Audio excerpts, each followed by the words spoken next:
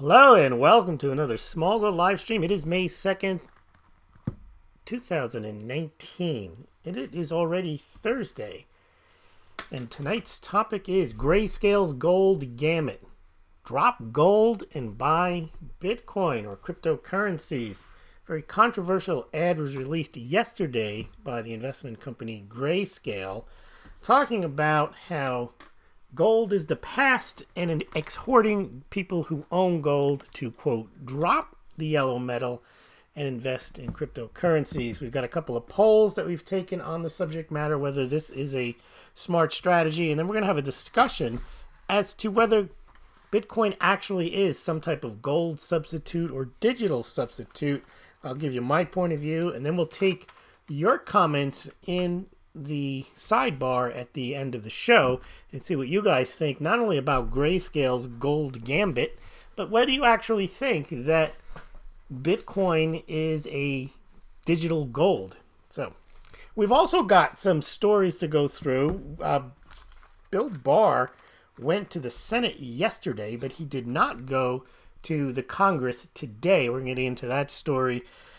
We've got some market updates, and let's just take a quick look at the markets before. We're going to start with the Bill Barr story. Then we're going to get into, we've got a bunch of crypto stories that will lead into our discussion about Grayscale's gold Gambit.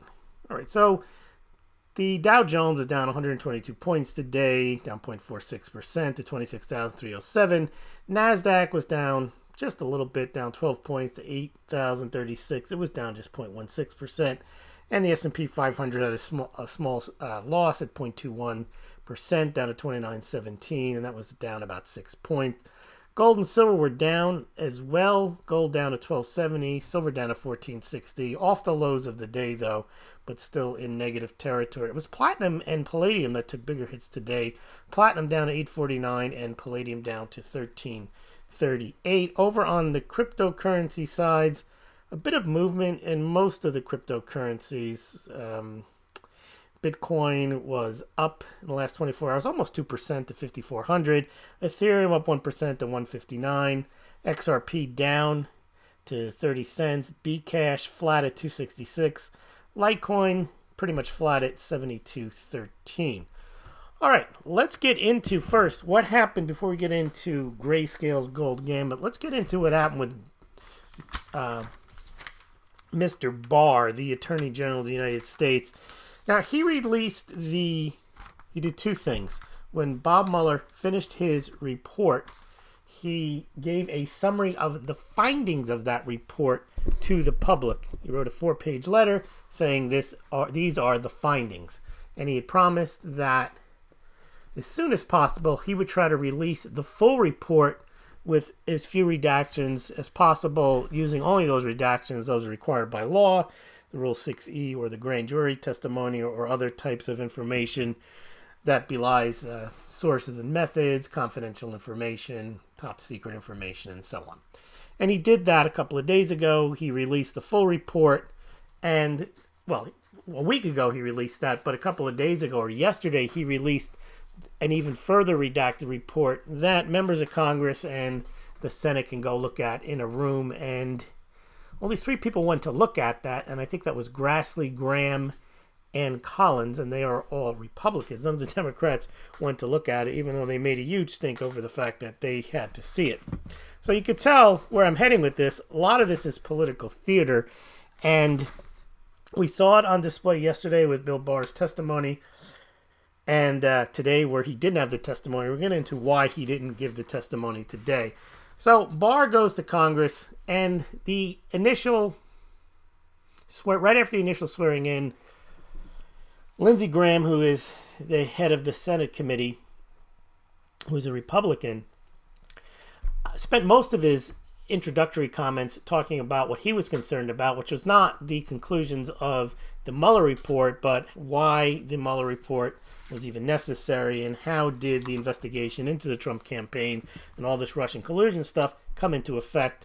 And Bill Barr reiterated the fact that he thought there was spying. He was concerned that there might not have been a proper predicate for looking into the Trump campaign. He was going to look into the FISA warrants and a few other things. So that sets the tone that it looks like the Mueller report is now finished, and even though the Democrats are still focused on it, and now they have to go past collusion because the Mueller report conclusively stated there was no collusion, so it's very difficult for them to resurrect that. So now they're focusing on obstruction of justice, and they're going one step further. They're trying to say now that Bill Barr is assisting in that obstruction, and that not only should Trump be impeached, but that Bill Barr should be impeached because he's acting as, quote, Trump's lawyer. And that was all on full display yesterday with the questioning from the Democratic senators. But as we've talked about on the show, the Mueller report in a sense was unnecessary because they spent about 200 some odd pages on potential obstruction of justice without coming to a conclusion whether there was or wasn't.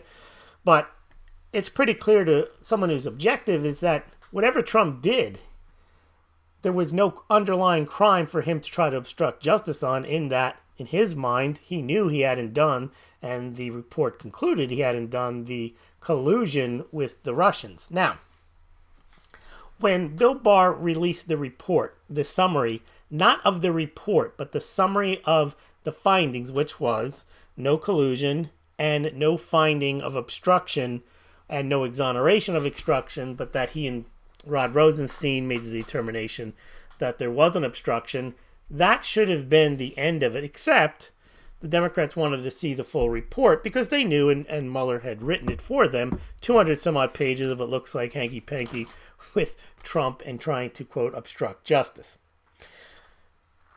So Bill Barr fulfills his obligation, releases a report over a week ago, and then yesterday he was due to speak at the Senate, and today he was due to speak at the Congress. And the night before he's due to speak at the Senate yesterday, the Washington Post, it's always the Washington Post or the New York Times, gets this letter from the Mueller team. There had already been rumors that had been leaked that the Mueller team wasn't happy about how the report was handled.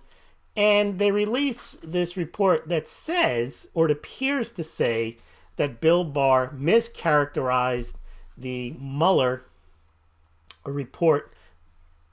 And this big bombshell that wait till he shows up tomorrow, and all this misleading of the public, misleading of the Congress, misleading of the Senate by Bill Barr. Now, if you read the report in the Washington Post and the letter, it does not say that Bill Barr misrepresented the Mueller report or anything that Mueller had said. What it actually said was that Mueller was concerned that because Bill Barr did not release summaries of the Mueller report and only issued a summary of the conclusions, that the media was not giving it the proper attention. Now, first of all, that is Moronica, or there's something untoward. Why should Bob Mueller care how the media is characterizing a report? His job is done. So he's concerned maybe that they're not picking up enough on the obstruction part. Well, if he really had an obstruction case, he would have brought it, and that would have been the end of it. So he's looking to create this, it seems, this turmoil from the Democrats that, look, we really have to continue to put the pressure on Trump. And because Bill Barr did not put out summaries, all he did was summarize the conclusions, that made it look like Mueller didn't get the full impact of his report. Now, as Bill Barr made perfectly clear during his testimony, it's, quote, his baby. It's not up to Robert Mueller to decide how his report gets disseminated. Under the special counsel statute, he gives his report to Bill Barr, and Bill Barr didn't have to release any of it. Now, what Mueller had wanted to have been done, which he could have said way back when Bill Barr released his first letter back on March 24th, was, hey, how about we put some summaries out there? Now, Barr said that he wouldn't have gone for that anyway at the time, but he was never asked, and he was given an opportunity, Mueller was, to look at the letter, and there was nothing in the letter, according to Mueller, and according even to the Washington Post story, that misrepresented anything. The only thing that the story and Mueller were complaining about was not that there was anything inaccurate in there, is that the press was misreading this for this 2-week period because there weren't summaries. Now, Barr said rationalizing he did not want to put out summaries. What he figured he'd do was summarize the conclusions in a 4-page letter and then give the entire report to the public, and then a further unredacted report to the Congress.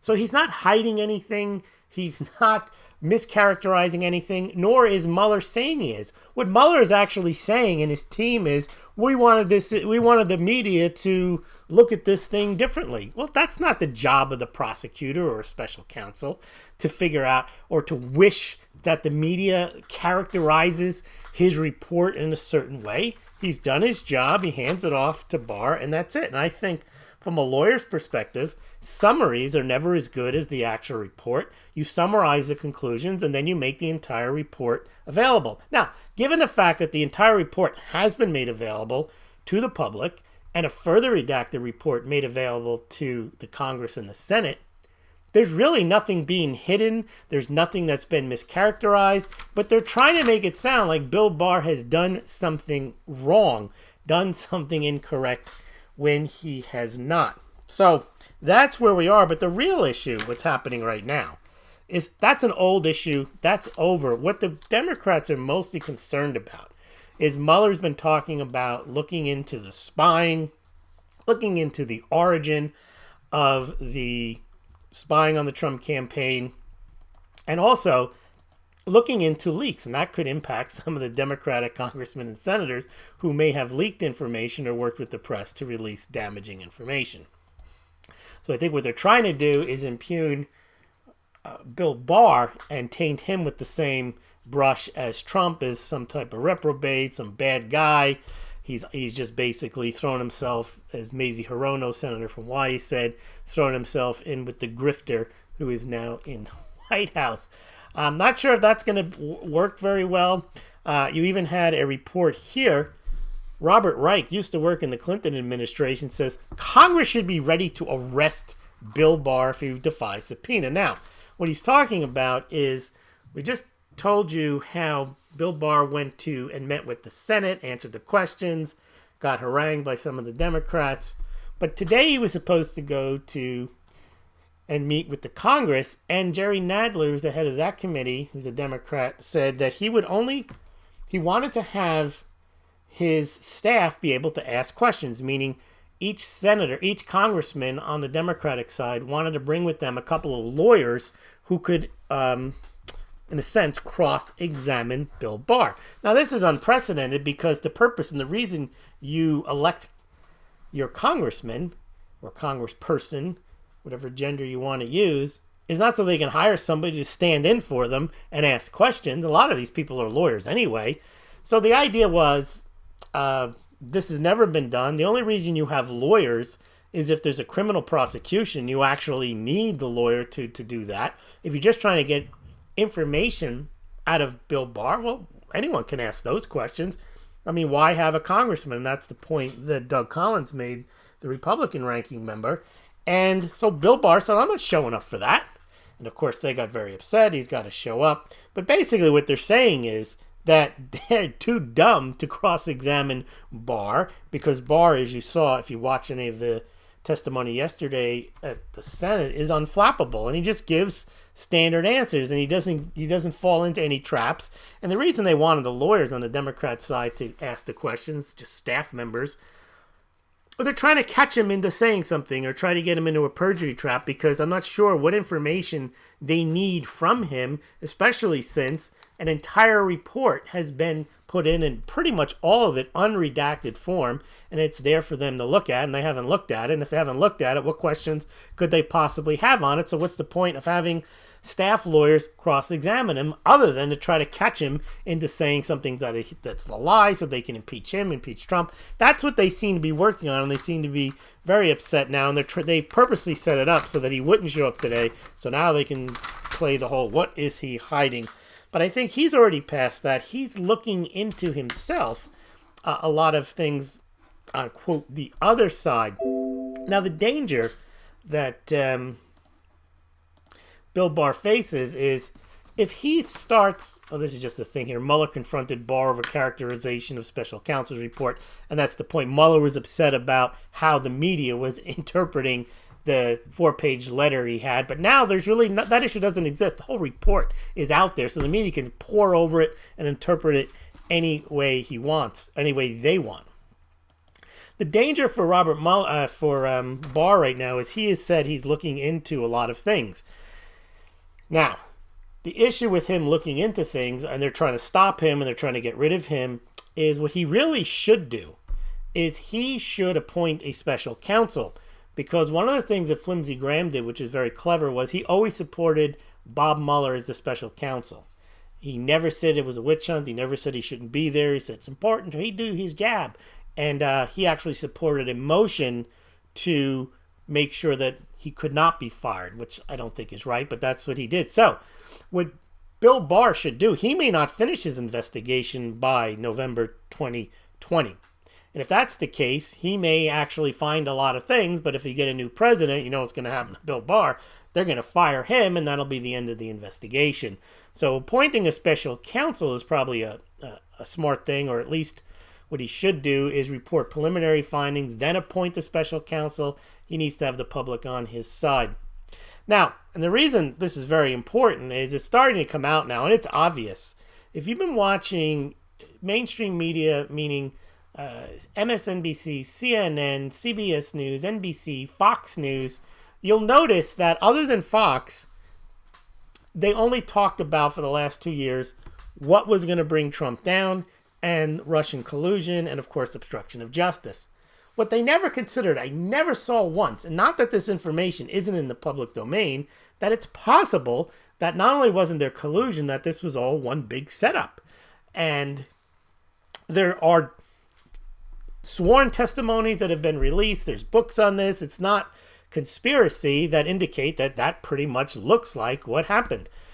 And today, the New York Times released a report mentioning that it looks like, which most people who've been following this haven't just been looking at CBS, MSNBC, and CNN, know that George Papadopoulos was a low-level member of the Trump campaign who they claim was talking about dirt on Trump coming from Russia, when indeed, according to his testimony and others, that he was approached by FBI, CIA assets in order to give him this information so that he would talk about it. And now the New York Times is actually noting that this may have been a setup. It's almost like saying, well, now maybe the FISA warrant wasn't complete and accurate. These are things that have been publicly questioned but never ever mentioned. So if you're a person who's a casual news consumer and you watch just MSNBC or just CNN or CBS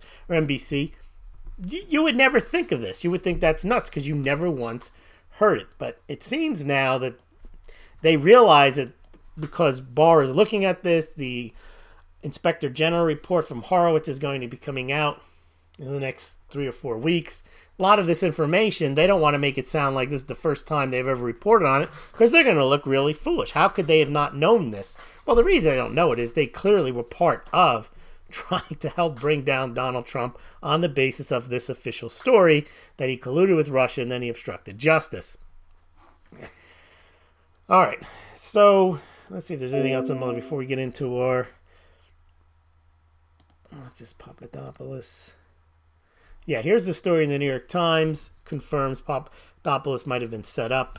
It says FBI sent investigator posing as an assistant to meet with Trump aide, Papadopoulos. So it's this isn't new information. It's just new information to people who are reading the New York Times. And of course, they will be looking at things like Nellie Orr and her connection with Fusion GPS, and then Fusion GPS's relationships with Christopher Steele, who was hired by Fusion GPS, worked with Russians to create the Steele dossier. I mean, this whole thing is a spy novel, and most people, this part of the story, while it's well documented, has not been well publicized, and all this is going to come out. It's all going to be brand new to people, and it's going to be difficult for the media to not cover these stories if there are indeed indictments coming out. And the focus is definitely shifting on what's happening. And Bill Barr is at the center of attention, but it's not going to be because of the Mueller investigation and the Mueller report, and they want to make it about now it being him trying to impeach Bill Barr and put him in contempt and so on. It was interesting when Bill Barr was talking. I mentioned that Graham took the opportunity at the beginning to talk about how the Mueller investigation came about, the whole concept of the Russian collusion. He went through, and Graham read a lot of things, probably heard for the first time, about how the people who were leading the investigation were very much against Donald Trump. And he mentioned at one point, he said, citing Strzok and Page, Trump is an idiot. And he used the F-bomb and got the point across that these people who were not only running the Hillary Clinton campaign, but Hillary Clinton investigation into her emails, which exonerated her, and he read quotes about how much in favor they were of her, and then they were immediately put on the look at Trump is Russian collusion, and he even mentioned the idea that the Russian investigation, in their own words, may have been part of a, quote, insurance plan in case Hillary Clinton lost as a way of taking out Donald Trump. This is not conspiracy stuff that was thought up. This is based on official transcripts that have been publicly made available, but again, have not been covered by any other mainstream media outlet other than Fox. And of course, a lot of the alternative media covers this all the time. All right, let's move on now, and let's get into... Oh, there's just... yesterday the Fed met, and they said no rate hike. They said you got to be patient. They're back down to being dovish, although some of it was interpreted as being hawkish, but Powell was talking about the inflation's running low, below their target, which means they don't have to raise rates, whatever that's going to be. It looks like Trump has browbeat them, Mnuchin has browbeat them, Kudlow, and they're probably not going to raise rates going into the election. All right. Now, on the crypto side, we've got this new Grayscale commercial that they're putting out there that is appealing to gold holders as being in the past. It's heavy to carry, and basically drop it and become fleet-footed with this wonderful new Bitcoin. Well, before we get into that, I want to make a general comment. We're not going to get into yet Bitcoin versus gold. Everyone has their opinion on that. But I do want to make a point, and you're going to see it as I go through these stories. Gold is not held very widely by institutions. People talk about it all the time. Silver even less so. Silver is basically held by people. In fact, there's only one gold mining or gold ETF, and they're not even calling it a mutual fund. They're not even calling it gold anymore. They're calling it resources. So as far as institutions are concerned, they're not big on gold. Now, what I find very interesting, and I'm going to show you a number of stories just from the last 2 days that show the tremendous interest in cryptocurrencies. And not only this interest, but this concerted effort by so many institutional players to make it easier for institutions to invest in cryptocurrencies. I'm going to make the point, we don't see something similar for gold and silver. That should tell you a lot, because institutions, for better or for worse, actually control markets. That's factual. So you don't see this, when people realize that they don't, that's not how it works. Unfortunately, central banks and institutions and Wall Street and Silicon Valley dictate these markets. They're not free markets. They're not organically driven. They're top-down driven. That's why you get Tesla. That's why you get Snapchat.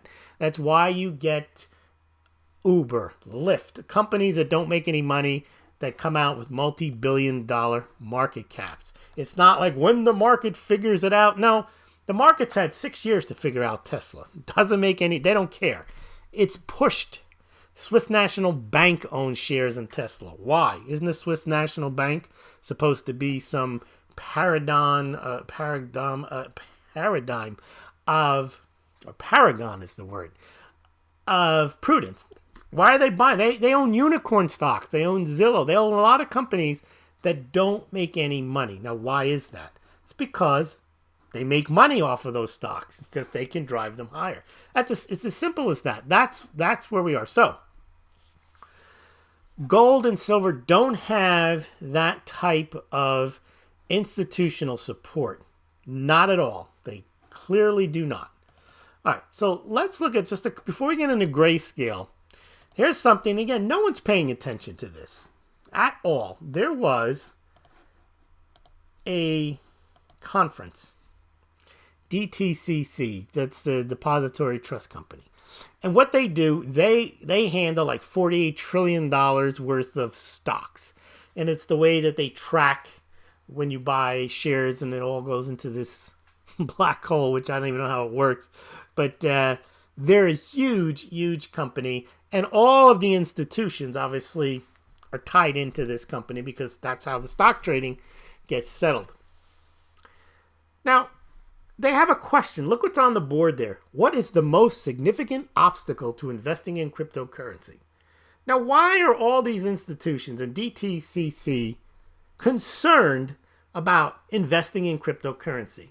Because if there was an obstacle, well, then screw it. Why bother with it if it's some kind of problem? Well, because they know there's I don't want to say gold at the end of the rainbow, but there's a fortune at the end of the rainbow if they can figure out how institutions can get in on this. That's the purpose of Fidelity, TD Ameritrade, E-Trade, BACT, New York Stock Exchange, NASDAQ, all of these Wall Street companies coming out with products. That's why you have all of these custody companies trying to figure out how to hold on to cryptocurrencies safely for institutional investors. They're not going to store them on treasures. I'm also talking about why you've got a dozen or so Bitcoin ETFs pending, all with the same concept. How do we get the institutional money into an ETF, into custodial arrangements? How do we trade this stuff? How do we store this stuff? How do we deliver futures on this? But there's the question at this DTCC. I had to go. This guy, Eric Hazard, I forgot where he's from, but he was at the conference. And the question for panelists, these are people that work at Fidelity. These are people at the big investment houses. What's the most significant obstacle to investing in cryptocurrency? Do you think there would be a conference about what's the most significant obstacle to investing in gold and silver? No, they don't have those. There's gold, GLD, and there's SLV, and that's all they need to know. There's no big interest in how to promote gold to institutions, how to promote silver to institutions. They're not interested in it. And the reason is that securities and cryptocurrencies, even more so, can be, this is my opinion of why they do this, can be pumped to levels that have nothing to do with reality. Gold, it's actually a physical amount with a limited number of ounces available, and that could be competition to the dollar. It doesn't pay income. It doesn't, the whole arguments against gold. Whereas with equities, they can boost equity prices sky high. Now with crypto, they can do the same thing. And a lot of people will tell you, but like gold, it's limited in supply, while Bitcoin may be limited in supply. There's hundreds, there's thousands of stocks, right? And they all have, some of them have multi-billion-dollar market caps. I'm sure they're thinking that, yeah, you can drive Bitcoin up, and then you can drive Litecoin and Ethereum and all the other cryptocurrencies and tokens that they can issue, ICOs, Silicon Valley, seed money, do exactly what they do with securities and create thousands of tokens that are traded on Wall Street. And then take every security, every company that has a security, and tokenize that. Do you realize how much money there is in that? That's why they're all meeting, trying to figure out how to do this. So if you think, oh, it's a bubble, and it is going to zero. No, Wall Street is cottoned on to the idea. They saw what happened in 2017, where mom and pop and Tom, Dick, and Harry with YouTube channels can drive billions of dollars in ICOs and drive the price of Bitcoin up to $787 billion. And they're thinking they can do that. They can do it a lot bigger, a lot better, is if they can figure this out. So that's the question. What is the most significant obstacles to investing in cryptocurrencies? Why do they care? Well, let's see what they say. 2, here are their adoption obstacles. I mean, they're actually scheming. Remember the other day we did Bitcoin's Jekyll Island, where they met in Singapore trying to figure out how to bring cryptocurrencies to the masses. Now, why are they spending so much time trying to figure this out? Because there's money in it.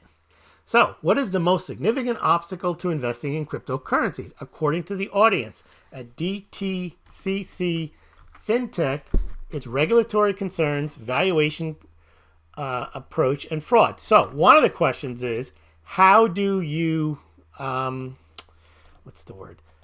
can you value cryptocurrency? There's no earnings.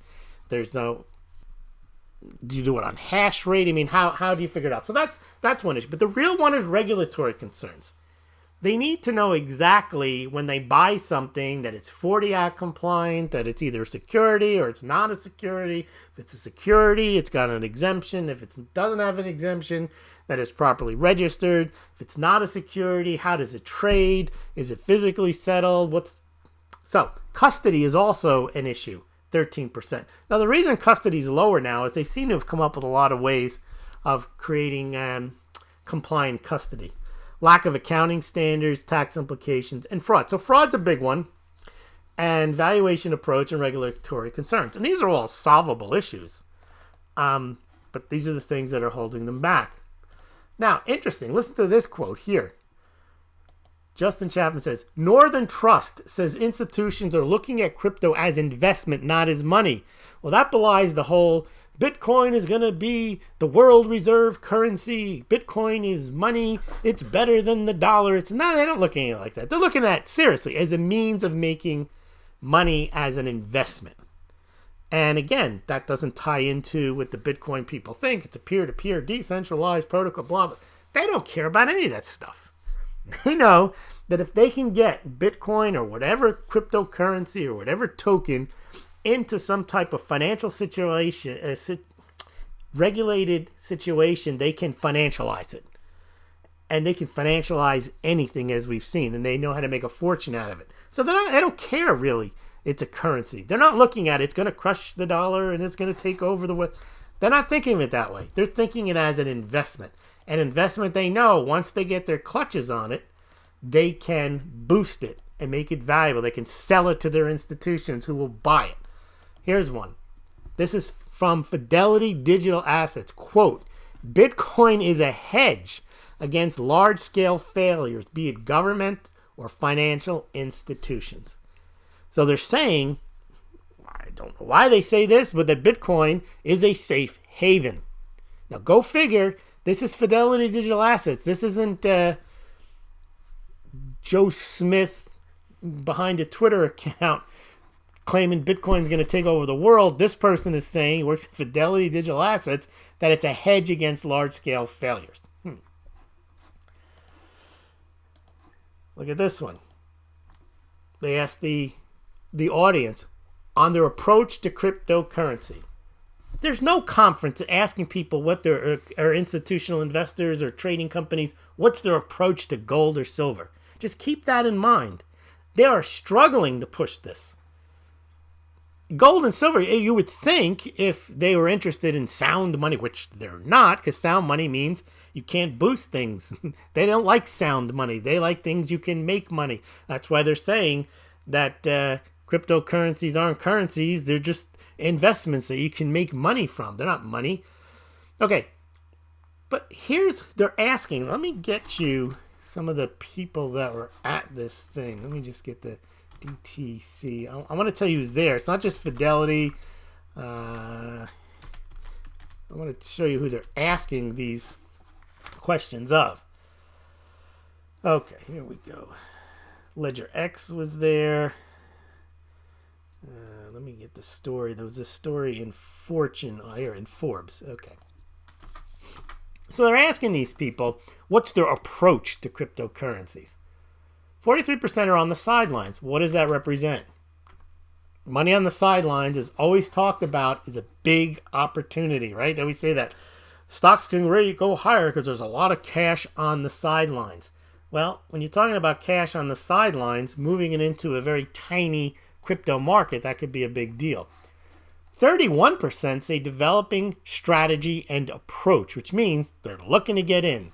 They're definitely looking to get in. So the Depository Trust and Clearing Corporation, which keeps the master record for $48 trillion worth of stocks and bonds, is hosting this meeting. And here's who is at it. Executives from Northern Trust, Fidelity, New York Stock Exchange, and Bakkt. Okay, so they're all there.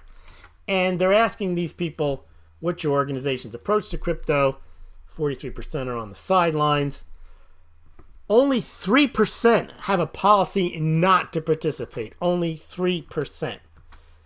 Now, in gold and silver, it's probably the reverse. Only 3% are participating or even plan to participate, if that. 31% say they're developing a strategy and approach to get into cryptocurrencies. That's huge. That means they want in, they just have those issues that we talked about earlier. They got to sort out the custody, the fraud, the regulation, the tax, and so on. And another one, 23% say they're actually implementing a business opportunity. So they're just ready to get in once all the things are sorted out. 31% are in the planning stage. 43% are on the sidelines, but they'll take a look at it. So basically, over 50% are actively engaged in trying to get in. Only 3% say they have no interest of participating.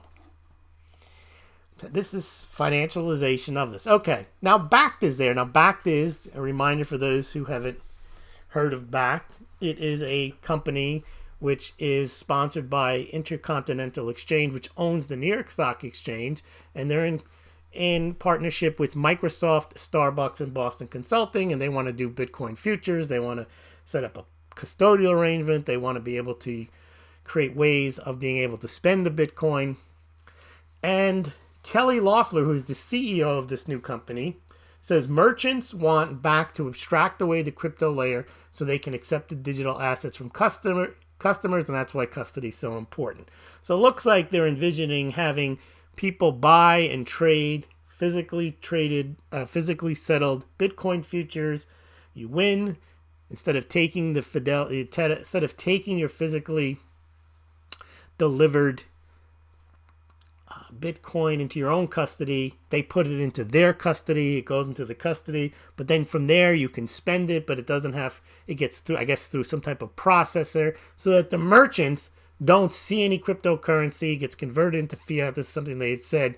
They want to come up with ways to convert the cryptocurrency into fiat so it can be spent, but so that they don't have to deal with the fluctuations and so on. Clear out, that's one of the goals of Bakkt. Now, why do they care about adoption of cryptocurrencies? Because they know if more people use it, then more people buy it, then more people trade it, then more people store it, the more they can sell it, the more they can apothecate it, the more they can trade it. It's Wall Street. They know exactly how to take an asset and put all types of products around it. Hypothecate it. We saw fractional reserve patent filed the other day. I think we talked about it last night. MasterCard has already got a patent pending on how to fractionally reserve cryptocurrencies. All right, so that's what Bakkt is saying about merchants. But here's a big look at this one. Institutions, this is Kelly Loeffler again, CEO of Bakkt, do not have an on-ramp to get into cryptocurrencies easily. Well, that's her job. That's what she views as, let's try to figure out how to get money pouring into cryptocurrencies. So they're starting with custody and building use cases. But the thing is, it's already started because we saw ErisX, which has got investors from TD Ameritrade, Fidelity, a bunch of other companies, has already launched. But look at Fidelity says.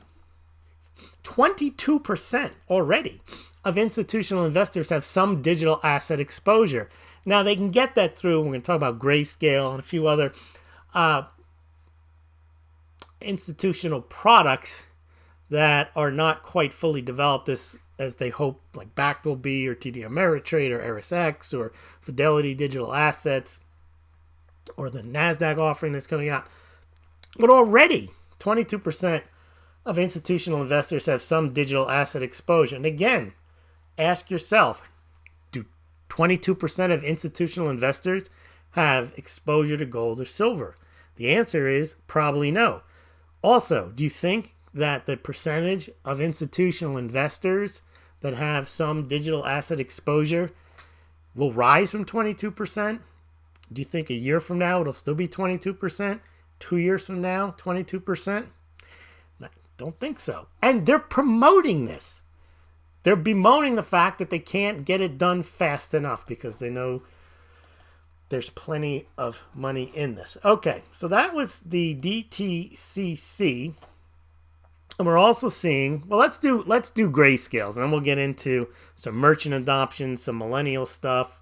We've got the latest numbers from Square and how much Bitcoin they sold in the first quarter of this year, record amounts. All right, and we also have a story about getting your U.S. tax refund in cryptocurrencies. So much going on. You would never hear, people are not working on paying your taxes in gold, as Ohio now allows crypto payment of your taxes in Bitcoin. And now there's a company that will convert your tax refund directly from, I think it's H&R Block, we'll get into that, into cryptocurrency. But let's look at Grayscale's gold Gambit. So there's a 39-second commercial they have out there. Maybe you've seen it, maybe you haven't. If you want to watch it while you're listening to me, go to dropgold.com. It's a 39-second commercial.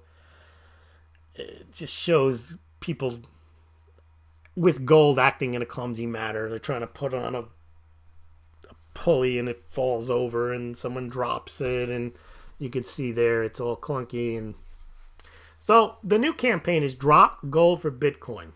A new TV campaign urges, and this is coming from Grayscale, which is a company that has the Grayscale Investment Trust, and it has one for Bitcoin, one for Litecoin, one for Ethereum, one for XRP, and it gets institutional money to go into them. So you have this Grayscale challenge, and what they're saying is that branding Bitcoin is the new gold. That's what they're saying. The story's out there. Now, interesting. I asked the question before. I didn't do any analysis. I just wanted to know what people thought, and I have a pretty good following on Twitter and a pretty good following on YouTube, both about 4,500. I think YouTube's a little smaller. I asked this question: Bitcoin versus gold. Grayscale has launched this Drop Gold TV campaign. Will this campaign succeed? Meaning, will it convince some, obviously not all gold holders, to drop gold? 13% say, yeah, it'll be a smashing success. That they just think a lot of gold holders are just going to say, that's it. This convinces me. I'm going to go out and buy Bitcoin. 15% say it'll be a limited success. So you've got nearly a third, 30%, 28% on this one, thinking that this is going to convince people that they should have Bitcoin. 37% say no, dismal failure. 35% say no, mostly fail. So that is the Twitter results. But let's take a look at the YouTube polling data. Much different. Nearly half thought they'll get some success out of this. 10% thought it'd be a smashing success, 30% limited success, 90% said dismal failure, and 33% said mostly fail. Now again, that's a lot, I think. I mean, I do not view, we might as well get into this now. World Gold Council says cryptocurrencies are no replacement for gold, and I agree with that. I don't know how anyone can think that Bitcoin is a store of value. Because for something to be a store of value, I think it has to have some type of stability in price. Bitcoin is a speculative asset. No speculative asset is a store of value. You buy it because you might get outsized gains. You don't buy it because it might keep up with inflation. No, you buy it because it's going to go up 10-fold, 20-fold. It's going to moon.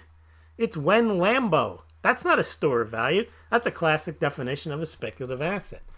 So when they say it's digital gold and they try to say it tries to replicate gold because it's limited in issuance and so on, not even close, because gold not only is a physical element and it is limited in amount, but once gold is mined and put into a coin, it requires no further input. It doesn't need anything. You have it and that's it. There's no third party you got to rely on. Whereas Bitcoin, there's a system in place. That system has to remain in place. The blockchain has to be active. There has to be miners confirming transactions. You don't hold your Bitcoin. You hold keys to get on the blockchain to pull off a specific amount of Bitcoin. You need some type of device. You need electricity to get onto the blockchain. You need an internet connection, or you need a satellite hookup. You need so many things to access your Bitcoin that it's not, there's so many inputs that it's not even close to gold. Once the gold is in your hand, you have it and that's it. You don't need to do anything else. You're not relying on anything else other than the world just existing so that you exist and the gold exists. But Bitcoin requires so many inputs, and many of them can go wrong. I'm not talking about getting lost, but if the electricity doesn't work, your device doesn't work. Now you could say, oh, that can't happen. It doesn't matter. There's still a lot of things that can happen. Whereas with gold, there's really nothing that can happen. The gold just sits there. Unless you drop it in mercury, nothing's gonna happen to it. Now, not only does it require all these different things that could possibly go wrong, it's speculative in nature. So if I'm a gold investor, I'm not going to switch my gold into Bitcoin. Why would I? Now, I would if I wanted to switch the gold into a speculative asset, because I thought, oh, I'm a little too overinsured in gold because the gold is going to basically sit here and it's not going to triple or quadruple or go up 10 times in value in 3 weeks. And I want to get a little of that pop. Sure. But I'm not sure that this is a good idea. But the Bitcoin promoters have been promoting the idea that somehow Bitcoin is digital gold and Litecoin is digital silver. I don't believe it. I want to see what you guys think, but I got a few more stories before we get to that. Just to go with the alliteration with the G, we said Grayscale's gold Gambit. Well, there's a guy named Gabor Gorbaks. He makes a good point. He is the guy who's leading the charge to get the Van Eck Bitcoin ETF through the SEC. He says, unpopular opinion, Bitcoin has created and will create more gold bugs than you expect. Gold bugs already create a good number of Bitcoin fans. Nothing wrong with either direction. Sound money is gaining. Oh, okay, that's an interesting point of view. All right, let's see what else we got. Then we're going to get to your points. There's a couple of stories here now.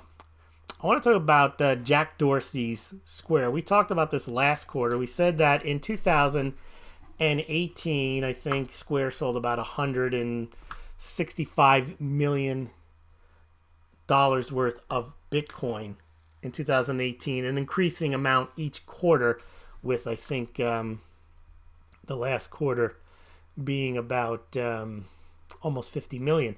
Well, in the first quarter of 2019, Square sold 65 million worth of Bitcoin, the highest ever. So it's very easy. I had bought $25 worth on my phone. I'm trying to look at it right here. And it's very easy to do. You fund your bank account with cash, and then you just buy it from there, and it sits on your phone. But they didn't make a big deal of it. I think this is the bigger deal. It's not the dollar amount that was sold, but this chart shows they sold 65 million. And that's up from 34 million. So it's like a 90% increase in dollar amount since the first quarter of 2018. But the number of Bitcoins sold, because remember the first quarter of 2018, the price was between 14,000 and 20,000. The number that they sold was 17,269 in the first quarter, and they only sold 3,200 Bitcoin in the first quarter. But you can see, not that it's mega amounts, it's still only $65 million, but it's growing at a very high rate. And this year they may sell, at this rate, it could be $250 million worth of Bitcoin just from this little Square app. And it's not the only place that you can buy Bitcoin. And of course, if it's on your phone, you can use it to spend. So that's a big adoption point right there. Speaking of merchant adoptions, Cheap Air, they've already sold $5 million worth of tickets on Bitcoin, and they announced today they're going to start taking Ethereum. That was in Forbes. They've already processed 5 million in Bitcoin, and now they're going to accept Ethereum. And they'll probably accept Bcash and Litecoin and the rest of them. Swiss Hotel announces here that they're now accepting Bitcoin. Some luxury Swiss hotel, the Dolder Grand. I announced it earlier this month. And then this guy is selling his house, his $30 million mansion, in Bitcoin. He's actually asking for more Bitcoin, I think like 40 million instead of, I think he'll take 30 million cash, but it still shows that he'll take, it's being more widely accepted. Now, who's actually leading the acceptance? Well, it is millennials, obviously. Younger generation, there they are. 27% of those aged 18 to 34 prefer Bitcoin over stocks. Now, I don't know if that means that the rest of them prefer stocks, because obviously that is 63% prefer stocks then. But we've talked about this on the channel many times, the difference between millennials and boomers and those that are older. They do not have the tactile experience. Digital music, they download music. They don't have records, tapes, and CDs, digital movies. They don't have VHS or DVDs. They don't even have trading cards, baseball cards, they have digital kitties. So no surprise that they prefer digital currencies. There is a problem with coin collecting today. We saw that a week ago where the numismatic organizations and coin dealers around the country are seeding rare coins into change because they want to get people interested in collecting things like coins, which people don't do anymore. Actually, people collect digital kitties. Millennials do. Merchant adoption, we talked about millennials. Price. Now we're starting to get these wacko price predictions again. The bottom is in, says some guy in Forbes. We used to hear that in silver a lot, and it never really was. It kept falling. But there is some price movement. The last quarter says Bitcoin ends April with the biggest monthly gain in the year. It was up 28% in April, and it's up so far this year as well. And this guy here is saying from the digital currency group, Barry Silbert, he's saying we're going to hit an all-time high. Doesn't know when. He says we're out of the crypto winter. And he is the guy from Grayscale Inventors with the Drop Gold campaign. All right. And if we got anything else before we get into your comments. Oh, here's just a story on pay your taxes and get a tax refund in Bitcoin. So this is BitPay. And BitPay is also on the other side. When you send if you want to pay your taxes in Ohio in Bitcoin, you run them through the payment processor through BitPay. Here, if you want to get your refund from the U.S. government, you run it through BitPay. So in neither case does the Ohio Revenue Service or the Internal Revenue Service handle any Bitcoin, but it's a way of, it's a ramp in which you can transact with the taxing authorities. Now, speaking of authorities, I mentioned there's a lot of people say they're going to crush Bitcoin, the governments are going to shut them down. Well, 80 firms, including MasterCard and Coinbase, spent $42 million lobbying crypto and fintech issues. I mean, you know how it works. They can buy off, or not use the word buy off or bribe, but they can lobby congressmen, senators, and so on to meet their positions. And of course, it's already big business. We know that the Winklevoss twins and their company Gemini got a bit license. There's stories that they donated money to Andrew Cuomo's campaign, and that's just how the world works. What else do we have for... Well, here's one. We talk about investment all the time. Andreessen Horowitz raised $2.75 billion for 2 new funds. You don't see this in gold and silver very often, these types of big investments. I talk about these all the time. Andreessen is the guy who invented the Netscape browser. He became rich from that. Now he does a hedge fund, one of many Silicon Valley funds. Tether. Yeah, we mentioned this too the other day. Tether does not have a Bitfinex does not have a New York bit license, refused to get one, and the New York Attorney General wrote a report trashing Tether and Bitfinex. And what's happened since then is Bitfinex has had to release about $89 million worth of Bitcoin from its cold storage because people want to get their money or their Bitcoin off of Bitfinex and they want to get their money out of Tether.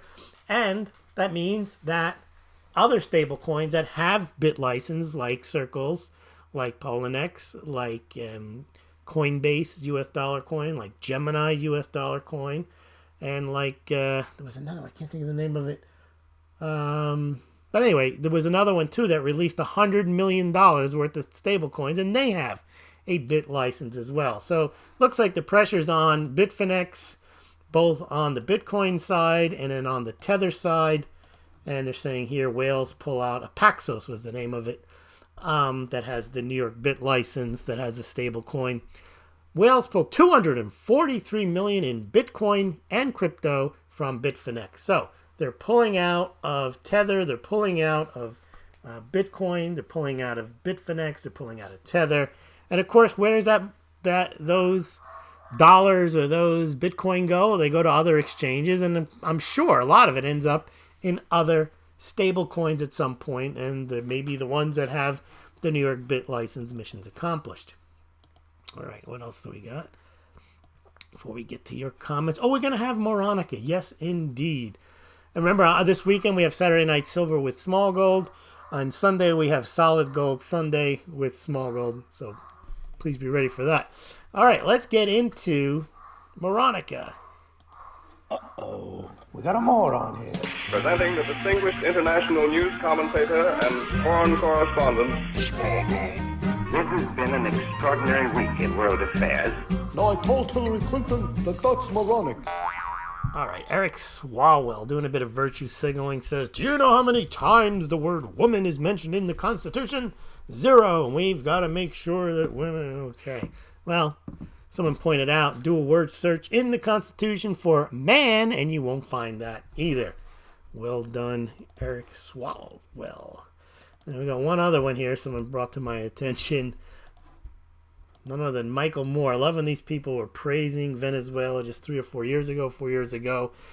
Michael Moore, Hugo Chavez declared the oil belonged to the people. He used the oil to eliminate 75% of extreme poverty. He provided free health and education for all. Of course he did. Just take one look at Venezuela today and we could see that Michael Moore, not really, that is not a tweet that aged very well.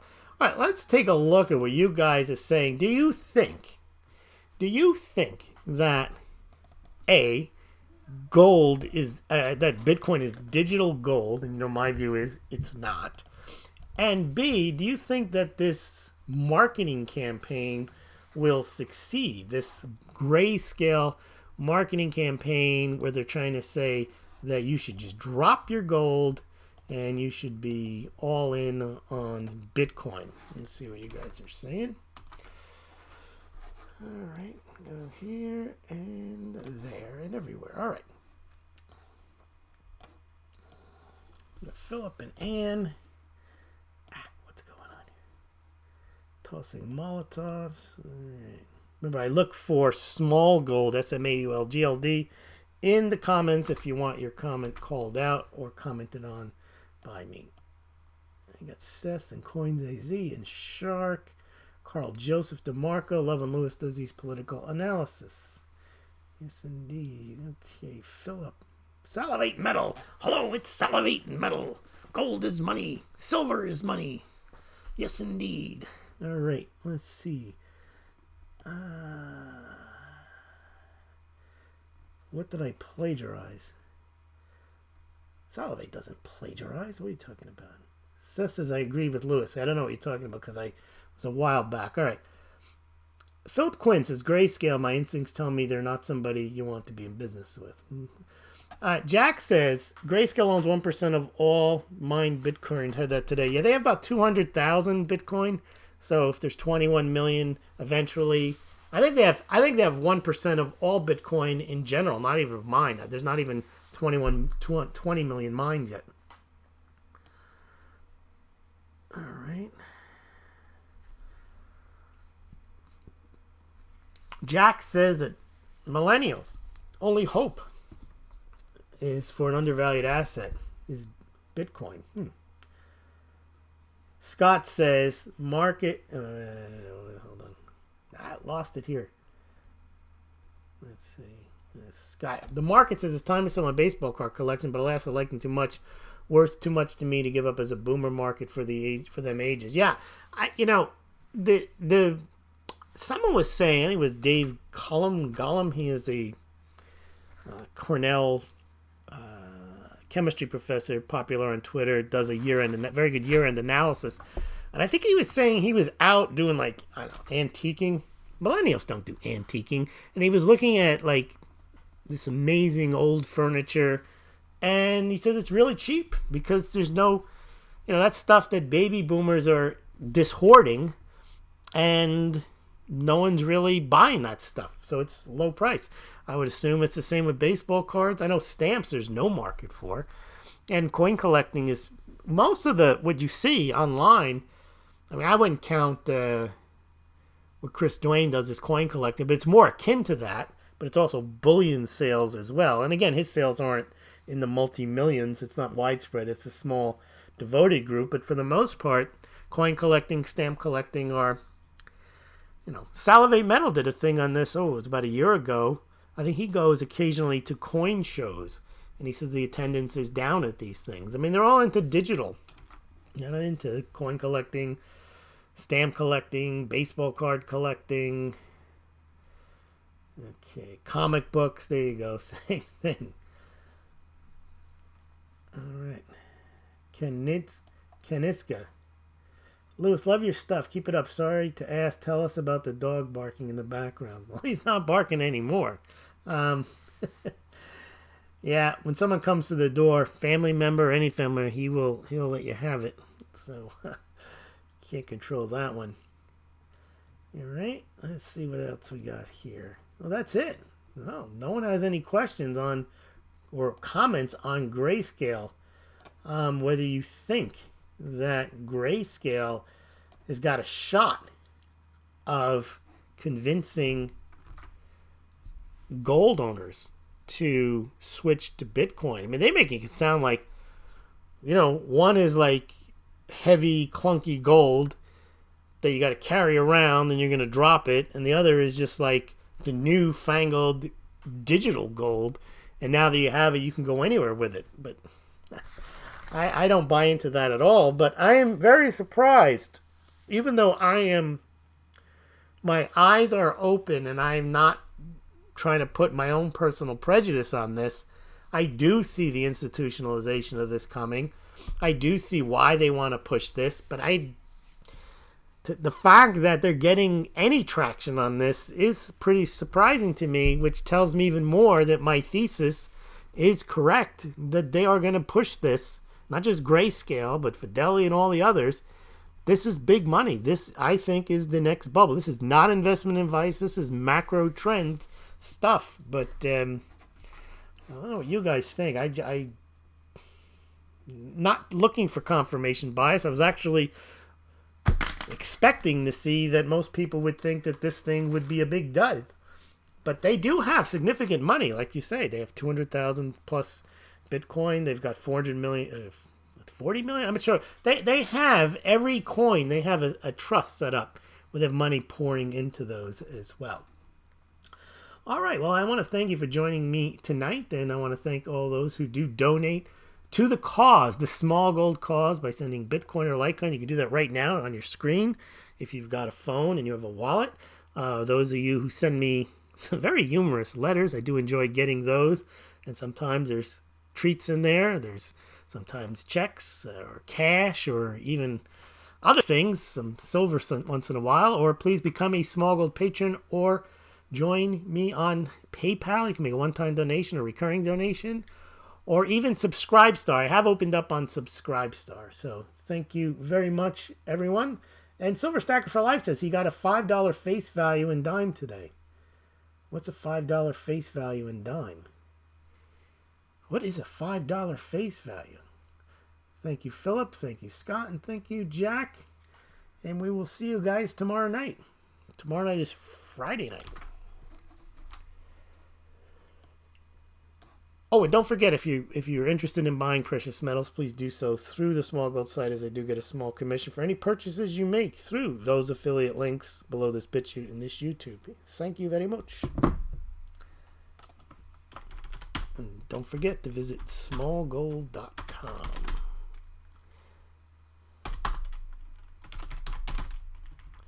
Giving you all the links here, smaulgld.com.